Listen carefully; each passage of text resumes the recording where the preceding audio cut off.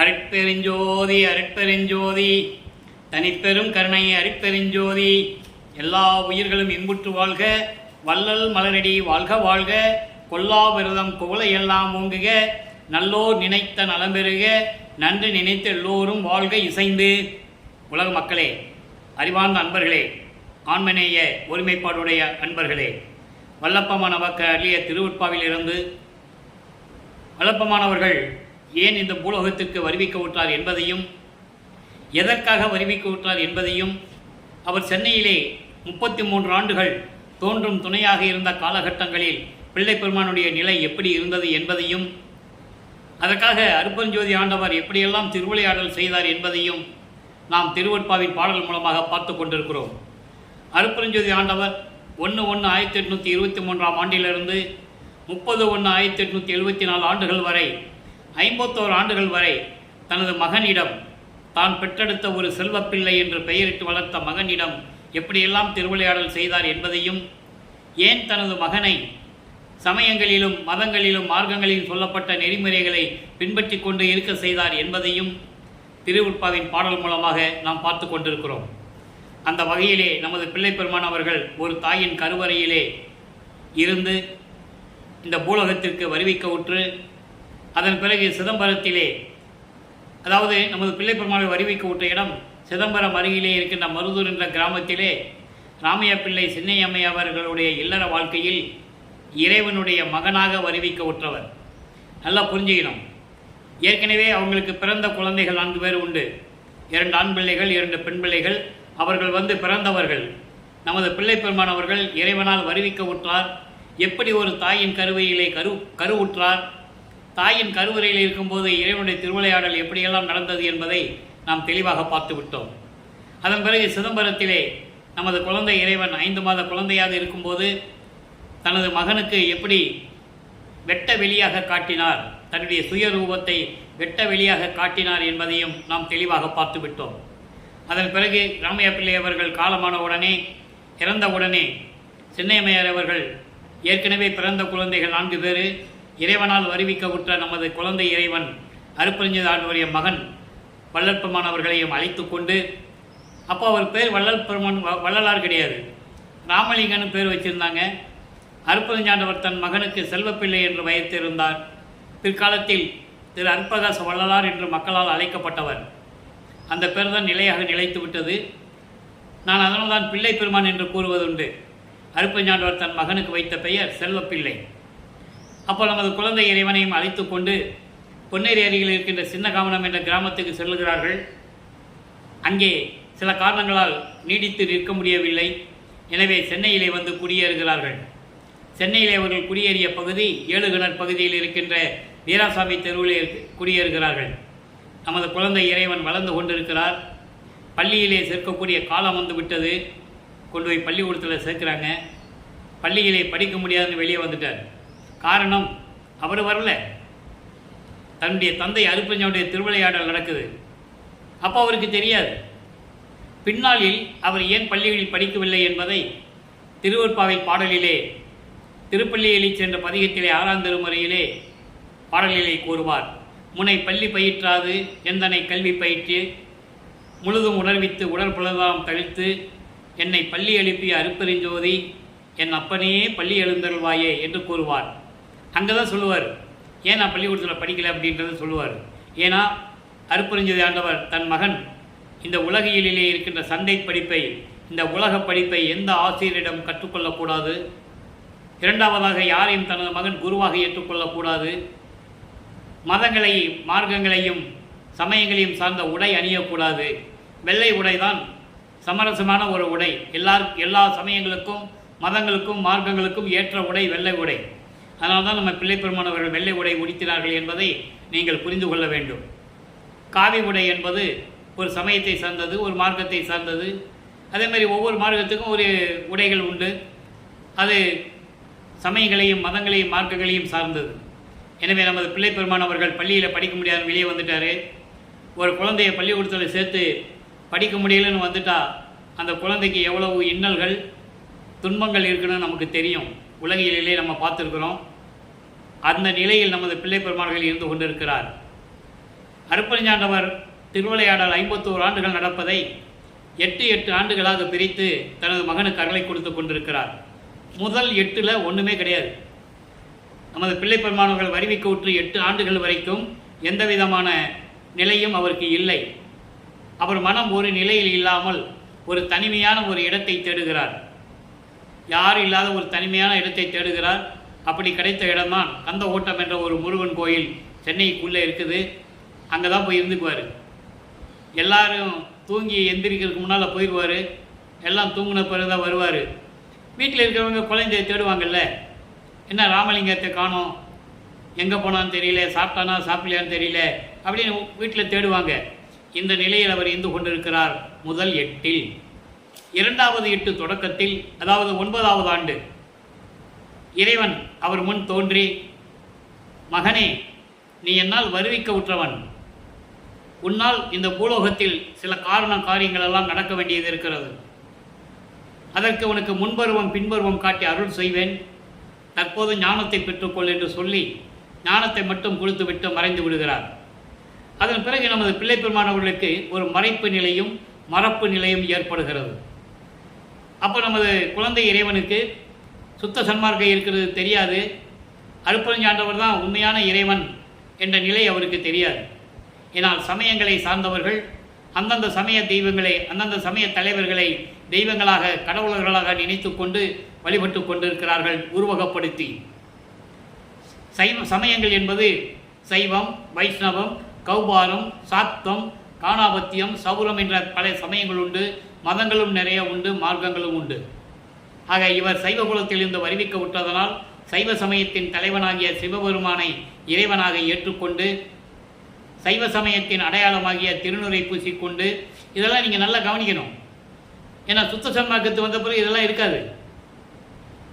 நல்லா நீங்கள் கவனிச்சுட்டே வரணும்.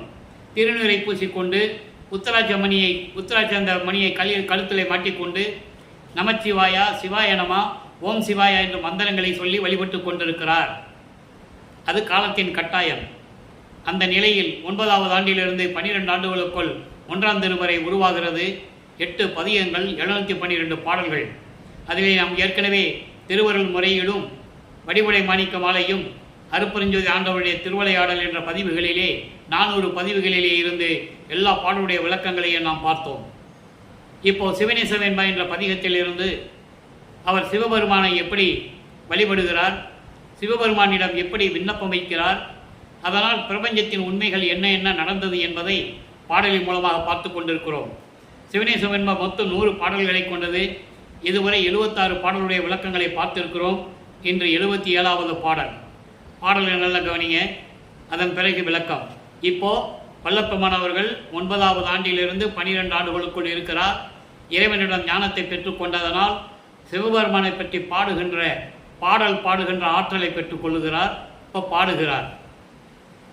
மால் எங்கே, வேதன் உயர் வாழ்வு எங்கே, இந்திரன் செங்கோல் எங்கே, வானோர் குடி எங்கே, கோலம் சேர் அண்டம் எங்கே, அவ்வவரும் பொருள் எங்கே, எனது கண்டம் அங்கே நீளம் உரா கால், அங்கே நினது கண்டம் அங்கே நீளம் உரா கால்.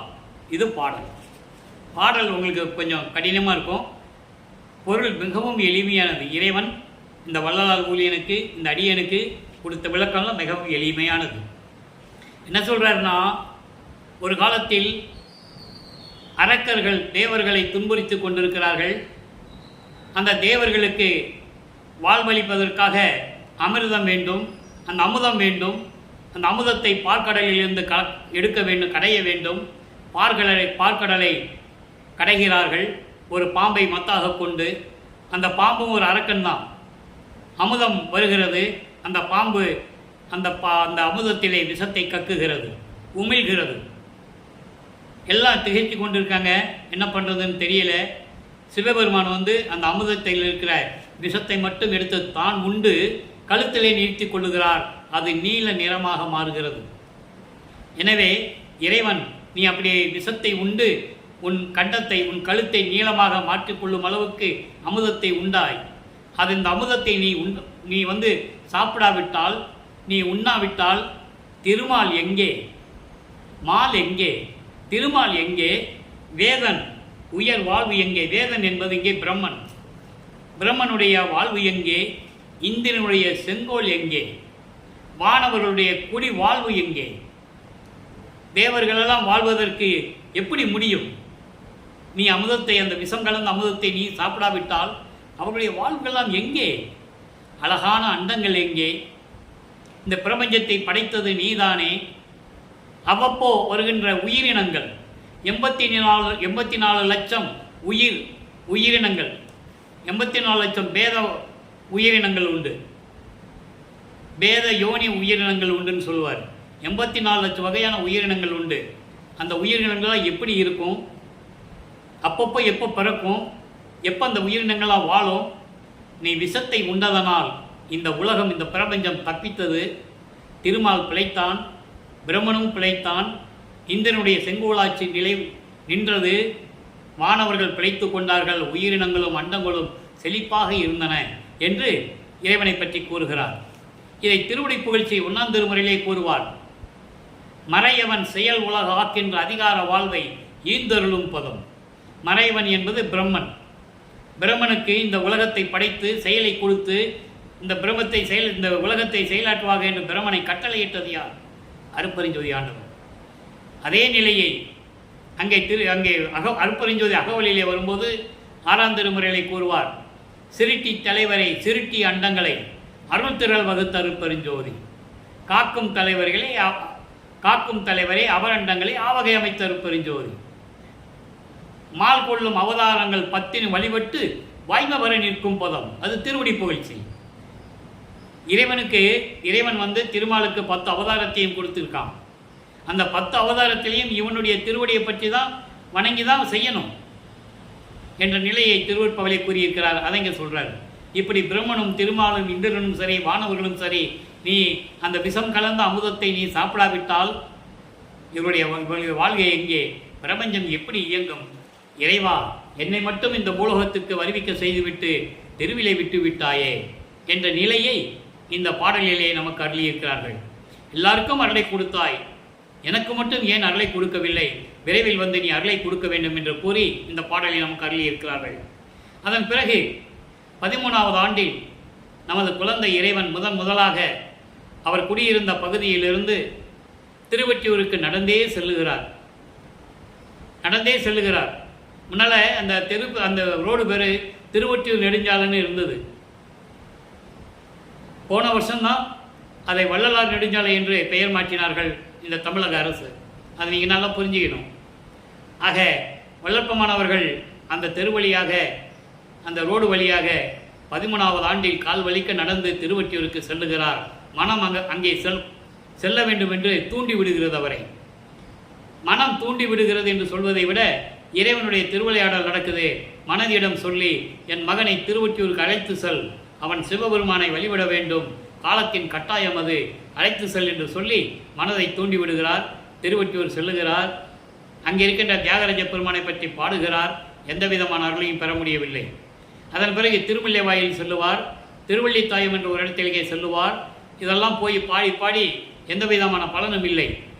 அதனால் இனிமேல் நான் திருமல்லை வாயிலுக்கோ திருவள்ளித்தாயத்துக்கோ வரமாட்டேன்னு சொல்லி இப்போ திருவொற்றியூரிலே இருந்து கொண்டிருக்கிறார். இங்கே இந்த பதிகத்திலே நெடுமொழி வஞ்சி என்ற பதிகத்திலே இதுவரை 37 பதிகங்களை பார்த்திருக்கிறோம். 2ஆம் திருமுறை உருவாகிறது 16 ஆண்டுகளுக்குள். இப்போ வல்லப்பமானவர்கள் 16 ஆண்டுகளுக்குள் இருந்து கொண்டிருக்கிறார். அப்போது 16ஆவது ஆண்டுக்குள் இருக்கும்போது ஒரு வாலிபனுக்கோ ஒரு பெண்ணுக்கோ காமம் ஏற்படுவது இயற்கை. அந்த காமத்தை எப்படி அடக்க வேண்டும், மனதை எப்படி அடக்க வேண்டும் என்றெல்லாம் நாம் பார்த்தோம். நெடுமொழி வஞ்சி என்பது மனம் தூண்டி விடுகிறது. மனம் ஒரு நிலையில் இல்லை. அந்த மனதை கட்டுப்படுத்த வேண்டும் என்பதற்காக கோபமாக மனதிடம் எப்படியெல்லாம் சொல்லுகிறார் என்பதை இந்த பாடலிலே பார்க்கிறோம். அதான் நெடுமொழி வஞ்சி. இப்போ அதாவது நம்ம இது வரைக்கும் காமம், குரோதம், லோபம், மோகம், மதம், ஆச்சரியம் 6 பிண்ட துரிசுகள் உண்டு. உயிரினங்களுக்கு, ஜீவராசிகளுக்கு 6 பிண்ட துரிசுகள் உண்டு. அதை எப்படி அடக்க வேண்டும் என்பதை நாம் காமம் என்ற அந்த பாடலிலே நேற்று விரிவாக பார்த்தோம். இன்று கோபம் என்பது குரோதம். எப்படி கோபத்தை அடக்க வேண்டும், அந்த கோபத்தினுடைய செயல்கள் எப்படியெல்லாம் இருக்கும், ஒரு மனிதனுக்கு கோபம் வந்தால் அதனுடைய விளைவுகள் எப்படி இருக்கும் என்பதை இந்த பாடலிலே நாம் பார்க்க போகிறோம். நல்ல கவனிங்க, அற்புதமான பாடல். கோபம் என்னுவோர் கொலை புலை தலைமையாக கொடியனே, என்னை கூடி நீ நின்ற பாவ வன்மையால் பகையெடுத்து உயிர் மேல் பரிவு இல்லாமலே பயன் இழந்தனன் கான். மனதிடம் சொல்லுகிறார். கோபம் வந்தா கோபம் எப்படி இருக்கும் அந்த நிலையை கூறுகிறார். சாவணி இளதேல் என்னை விடுக, சலம் செய்வாயெனில் சதுர்மறை விளக்கம் கோவில் ஒற்றியூர் சிவன் அருள்வாளால் உன்னை வெட்டுவல் உண்மை என்று உணரே. இது பாடல். இப்போ அந்த பாடலில் என்ன சொல்கிறாரு, கோபம் வந்தால் எப்படி ஒரு நிலை ஏற்படும், அதாவது கோபம் யாருக்கு வரும், கூடுமான அளவுக்கு மாமிசம் உணவை சாப்பிடுகின்றவர்கள், உயிர் இரக்கம் இல்லாதவர்கள், மற்ற உயிர்களை கொலை செய்கின்றவர்கள். அது சுத்த சன்மார்க்கத்துக்கு மொத்தமே ஆகாது. அதை நம்ம பின்னால் பார்க்க போகிறோம். இப்போ ஒரு சைவ சமயத்தில் இருப்பதனால் இதை குறிப்பிட்டு காட்டுகிறார். கொலையும் புலையும் தலைமை இடமாக கொண்ட கோபம் என்னும் கொடியனே, சாத்வீக உணவு சாப்பிட்டால் கோபத்தை அடக்கி விடலாம், அவனுக்கு உணர்ச்சிகளை அடக்கி விடலாம். அப்போ கொலையும் புலையும் உண்டு தலைமையிடமாக கொண்ட கோபம் என்னும் கொடியனே, என்னை சார்ந்து நீ என்னோடு இருந்ததினால் பாவம் கொடுமையில் சிக்கி, பாவம் என்னும் கொடுமையில் சிக்கி பகையை சம்பாதித்து உயிர் மேல் இரக்கம் இல்லாமல், அதான் பரிவு இல்லாமல் என்று சொல்லுகிறார். அப்போ உயிர் மேல் இரக்கம் இல்லாமல் இருந்ததனால் எல்லா பயன்களையும் நன்மைகளையும் இழந்து விட்டேன், எல்லா நன்மைகளையும் இழந்தேன். அப்போ சுத்த சன்மார்க்கத்தில் இருந்தால்தான் உயிர் இரக்கம், தயவும், கருணையும், உயிர்நேய ஒருமைப்பாட்டு உரிமையும் இருக்கும். இல்லைன்னு இருக்காது என்பது பின்னாளில் சொல்லுவார். அப்போ அவருக்கு அது தெரியாது, சுத்த சன்மார்க்கம் இருப்பது தெரியாது. சுத்த சன்மார்க்கத்தை பெற்ற பிறகு சொல்லுவார் அதை. கொலையும் புலையும் எவ்வளவு கொடுமை என்பது சொல்லுவார். கொலையும் புலையும் உண்டவர்கள் கொண்ட அந்த அந்த உணர்ச்சிகளை கொண்டவர்கள் இறைவனை பார்க்க முடியாது என்று சொல்லுவார். கொலையும் புலையும் கொண்டார் நம்மை இறைவன் தழுவானை. இது ரெண்டு இல்லாமல் இருக்கணும்னா இறைவன் சீக்கிரம் வந்து சேர்ந்துக்குவானாம். பாடல் உண்டு. ஆக கொலையும் புலையும் இப்படி சார்ந்த தலைமையிடமாக கொண்ட பாவம் என்னும் கொடியனே, கோபம் என்னும் கொடியனே, என்னை பாவம் என்னும் வலையில் சிக்க வைத்து இருந்ததனால், உயிர் இலக்கம் இல்லாமல் இருந்ததனால் எனக்கு கிடைக்க வேண்டிய எல்லா பலன்களையும் நன்மைகளையும் நான் இழந்தேன். நீ சாக வேண்டும் என்றால் என்னை விட்டுவிடு, ஏன் என்னை உன்னோடு சேர்த்து கொண்டிருக்கிறாய், என்னை விட்டுவிடு, ஏன் என் முன்னோடு சேர்த்து கொண்டிருக்கிறாய். சூழ்ச்சி ஏதாவது செய்ய நினைத்தால், திருவற்றியுள்ள இருக்கின்ற சிவன் அவனுடைய அருளை பெற்றுக்கொண்டு அவன் அருள் என்னும் வாளால் உன்னை வெட்டி வீழ்த்தி விடுவேன், உன்னை அழித்து விடுவேன், உன்னை மாய்த்து விடுவேன், உன்னை சாகடித்து விடுவேன்.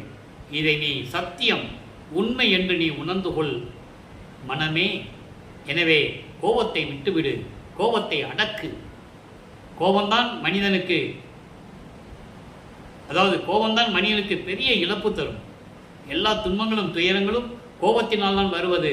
கோபத்தை அடக்க வேண்டும். ஒரு நிமிடம் நீங்கள் அந்த கோபத்தை அடக்கிவிட்டால் உங்கள் மனம் மாறிவிடும்.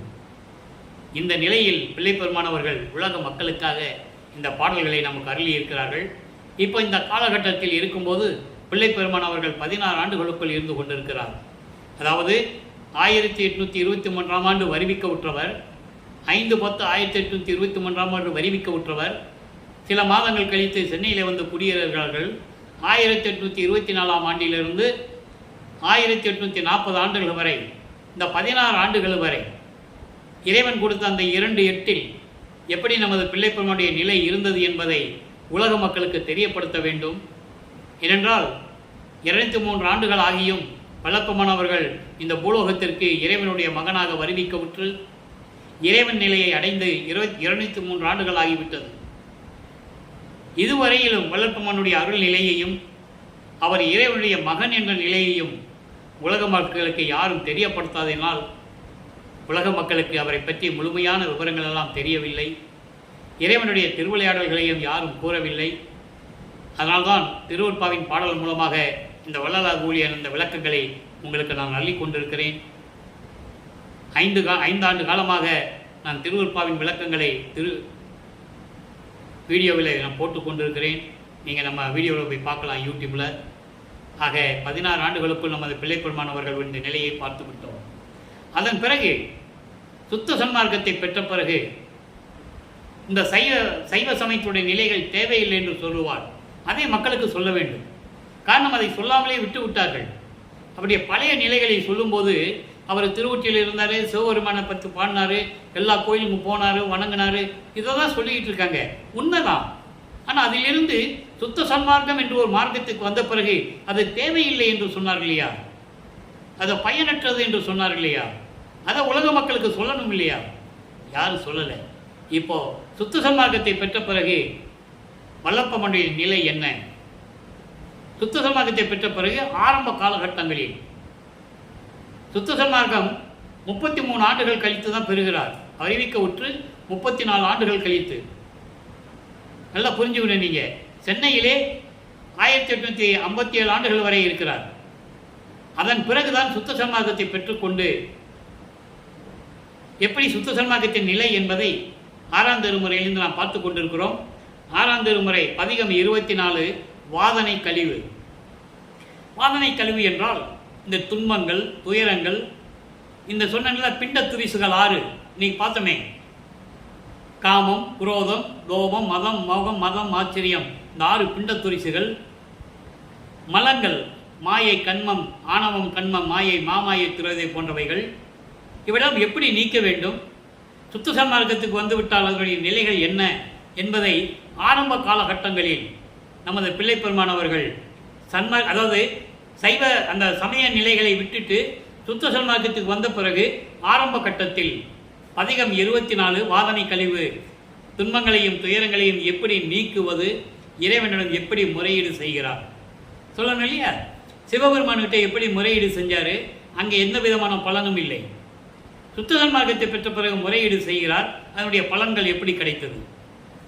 வாதனை கழிவுகளை சொல்றாரு, திகைப்பார் திகைக்க நான் சிறிதும் திகையேன் என நின் திருவடிக்கே வகை பாமாலை சூட்டுகின்றேன். 6ஆம் திருமுறை மொத்தம் 150 பதியங்கள், 2552 பாடல்கள். அங்கே சமயங்களில் இருக்கும்போது 5 திருமுறையிலுமே அவர்கள் பாடிய பாடல்கள் மொத்தமாகவே 2400 தான். கிட்டத்தட்ட 2400 5 திருமுறைகளும். சுத்த சன்மார்க்கத்துக்கு வந்த பிறகு 6ஆம் திருமுறையிலே மட்டும் 2552 பாடல்கள்.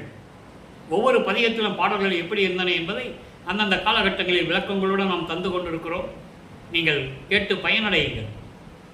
திகைப்பார் திகைக்க நான் சிறிதும் திகையேன் என நின் திருவடிக்கே வகை பாமாலை சூட்டுகின்றேன். அங்கே சிவபெருமான் என்று பாமாலை சூட்டுவார், இங்கே அருப்பெருஞ்சோதி என்று சூட்டுவார். இப்போதான் இயற்கை உண்மை விளக்க கடவுள் அருப்பெருஞ்சோதி ஆண்டவர் ஒரே இறைவன் தான். சுத்த சன்மார்க்கத்துக்கு மட்டுமல்ல, இந்த பிரபஞ்சத்திற்கே ஒரே இறைவன், அவன் ஜோதி வடிவில் இருக்கிறார் என்ற நிலையை இப்போதான் உலக மக்களுக்கு கூறுவார்.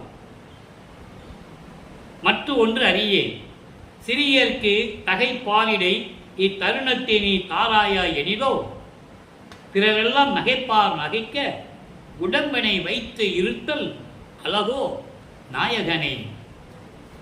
இந்த உடம்பு இருந்து என்னத்து பிரயோஜனம்?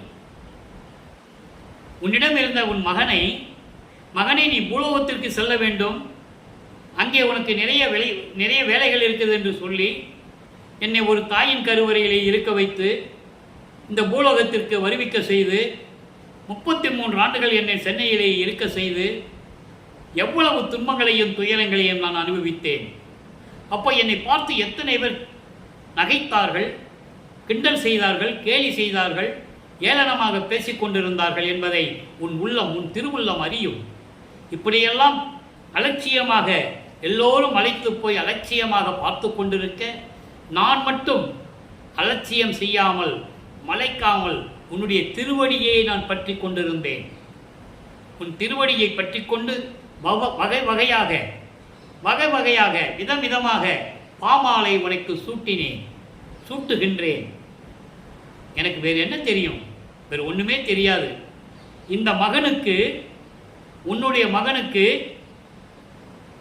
சரியான நேரத்தில் நீ அருளை கொடுக்காவிட்டால் என்றால் பிறரெல்லாம் நகைப்பார்களே. அப்படியெல்லாம் நகைத்து கொண்டிருக்க நான் இந்த உடம்பை வைத்துக் கொண்டு இருந்து என்ன பயன்? இந்த உடம்பு அழிந்தால் என்ன?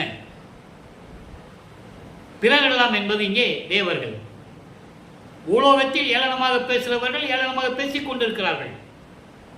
நீ என்னை ஆட்கொண்ட பிறகு உன்னுடைய மகன் என்று தேவர்களுக்கு தெரியும். ஏனென்றால் நான் பிரமனால் படைக்கப்பட்டவன் அல்ல, திருமாலால் காக்கப்பட்டவன் அல்ல, உன்னுடைய மகன் என்று எல்லாருக்குமே தெரியும். அப்போ இந்த பூலோகத்தில் என்னை வருவிக்க செய்துவிட்டு நீ எனக்கு அருளை கொடுக்காவிட்டால் இந்த வானவர்கள் எல்லாம், இந்த தேவர்கள் எல்லாம், பிரமன், திருமால், ருத்திரன் போன்ற தேவர்கள் எல்லாம் என்னை பார்த்து சிரிப்பார்களே. அப்படி சிரிக்கும்போது நகைக்க, அப்படி சிரிக்கும்போது இந்த உடம்பை வைத்துக்கொண்டு நான் என்ன பண்ணுறது? இந்த உடம்பு இருந்தா என்ன? இந்த உடம்புக்கு உயிர் போனா என்ன? இந்த உடம்பு அழிஞ்சா என்ன? இது உனக்கு அழகா? உன் திருவர்களுக்கு அழகா இது? உன் திருவர்களுக்கு அழகா இது? சொல்லு நாயகனே, என்னுடைய இறைவா, என்னுடைய தந்தையே, அருப்பெருஞ்சோதி ஆண்டவரே, விரைவில் இந்த பூலோகத்திற்கு வந்து என்னை ஆட்கொண்டு எனக்கு அருள வேண்டும் என்று விண்ணப்பம் வைக்கிறார். ஆக வல்லப்பமானவர்கள் சமயங்களிலும் மார்க்கங்களில் இருந்தபோது அவருடைய நிலை என்ன? சுத்த சன்மார்க்கத்தை பெற்ற பிறகு அவருடைய நிலை எப்படி மாறுகிறது என்ற நிலையை நீங்கள் கவனிக்க வேண்டும். காரணம், இந்த சுத்த சன்மார்க்கம் என்பது இறைவனால் உருவாக்கப்பட்ட ஒரு மார்க்கம், மனிதர்களால் உருவாக்கப்பட்டதல்ல. ஏற்கனவே தோன்றிய இந்த பிரபஞ்சத்தில் தோன்றிய 4 யுகங்களிலுமே, கிரேத யுகம், திரேத யுகம், துவார யுகம், கலியுகம், இந்த 4 யுகங்களிலுமே தோன்றிய சமயங்களும் மதங்களும் மார்க்கங்களும் மனிதர்களால் உருவாக்கப்பட்டது. அந்தந்த தலைவர்களுக்கு ஏற்றபடி மக்கள் அவர்களுடைய உருவங்களை உருவகப்படுத்தி அதற்கேற்றபடி வழிபாட்டு தலங்களை அமைத்து, வழிபாட்டு முறைகளை அமைத்து மக்களை வழிபட செய்து விட்டார்கள். இதில் ஏற்கனவே நிறைய முரண்பாடுகள், வேறுபாடுகள் உண்டு. ஒவ்வொரு சமயத்துக்கும் வேறுபாடுகள் உண்டு. ஒவ்வொரு சமயத்துக்கும் தலைவர்கள் வேறு வேறு தலைவர்கள். உதாரணத்திற்கு சைவ சமயத்திற்கு சிவபெருமான் தலைவன், கௌபார சமயத்திற்கு முருகன் தலைவன். முருகன் சிவன் அருளால் ஒரு தத்துவ கடவுளாக அவனை வரவழைத்தவர் நெற்றிக்கண்ணிலிருந்து.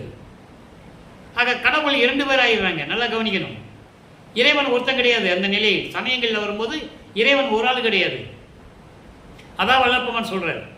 அவர்களெல்லாம் தத்துவத்தின் அடிப்படையில் உருவாக்கப்பட்ட தத்துவத்தினுடைய நிலைகளில் வந்த தத்துவ தலைவர்கள் என்று கூறுகிறார்.